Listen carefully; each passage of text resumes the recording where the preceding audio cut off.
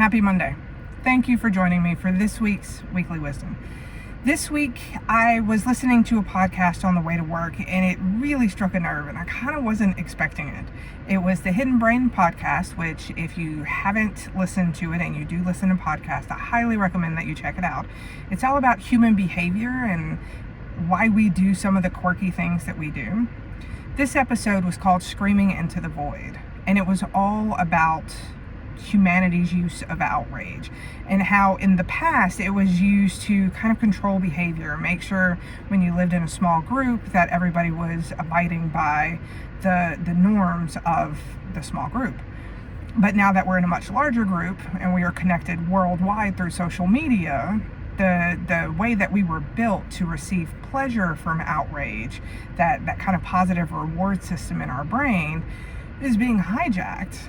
And the reason why this struck a nerve is because I don't know when it happened, but at some point it got to where whoever could scream the loudest was the winner, and that just became extraordinarily frustrating to me whenever I was trying to have conversations about things that maybe I didn't agree with and I was trying to understand. And the repercussion of that is whenever I go into these conversations now, I'm nervous and defensive right off the bat. And they cite a bunch of studies. One of them speaks about Twitter, that whenever you make a tweet, if the more moral language it has, so disgusting, diabolical, evil, things like that, the more likely it is to get retweeted. Now, what does this mean for us? It means that we need to take a step back.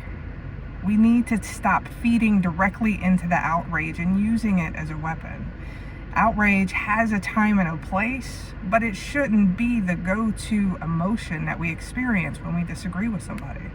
Our goal shouldn't be to go to the most extreme example of what we're trying to prove, and instead we should just start having conversations and truly try and understand where the person is coming from, because when you can understand somebody's why, this is a great leadership tool, but it's also a great human tool.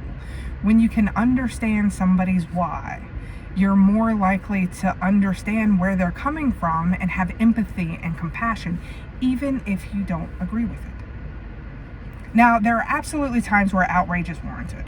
When somebody is being mistreated, if there is abuse, there are times when it is absolutely warranted, and we should not seek to understand first, right? But those cases, for the most part, are few and far between. We feel like they are about everything. So my challenge to you, the next time you see something and you immediately go into outrage mode and you immediately go to post it or tweet it or like it or do whatever you're going to do to show your approval, do a few things first. 1, research the information. Make sure it is accurate, guys. We are very close to the election. Things are very heated right now. Make sure you are sharing accurate news. The other thing that you can do is ask yourself, am I doing this to feed into the drama because I want to be a part of the group? Or is there value in what I'm doing? And if there is value, is this the appropriate method to do it? Start taking a step back. That little dopamine trigger that we get whenever we use outrage, we need to start getting our brains back. Stop letting things hijack the way we react and be more intentional about our decisions. If you have time, definitely check out Screaming into the Void, NPR Hidden Brain podcast. It is an amazing episode, and it uses a lot of very specific examples that I didn't bring up because I don't want this to be about those examples. I want it to be more about managing ourselves first and understanding the impact that we have. But it is a great episode. So I hope you enjoyed this week, and I hope the next time you go to tweet, like, share, or do anything like that, maybe think about this first and ask yourself, is there value in what I'm doing, and is what I am sharing accurate information? Let me know what you learned in the comments. Have a wonderful week. And don't forget, you got this.